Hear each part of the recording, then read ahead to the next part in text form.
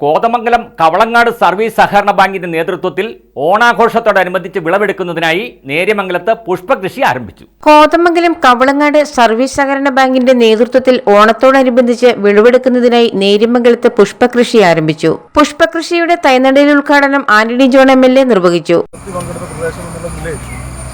വിശാലമായ ഈ പ്രദേശത്താണ് നമ്മൾ ഇന്ന് ബാങ്കിന്റെ നേതൃത്വത്തിൽ കൃഷി ആരംഭിക്കുന്നത്. നല്ല നിലയിൽ തന്നെ ഒരുപക്ഷെ കേരളത്തിൽ തന്നെ മാതൃകയായിട്ടുള്ള ഇത്തരത്തിലുള്ള ഒരു ഇടപെടൽ അത് കവളങ്ങാട് സർവീസ് സഹകരണ ബാങ്കിന്റെ ഭാഗത്തുനിന്ന് വരികയാണ്. ബാങ്ക് പ്രസിഡന്റ് യാസർ മുഹമ്മദ് അധ്യക്ഷനായി.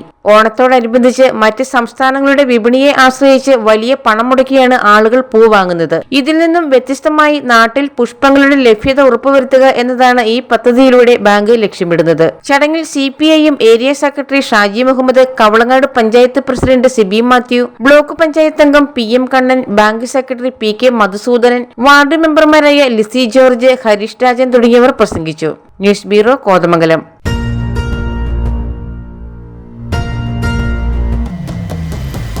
വരമാംഗല്യം Chandramukhi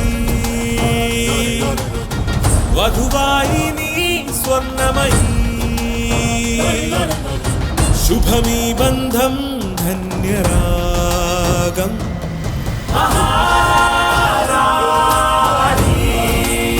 Maharani Wedding Collections, the classic bridal world.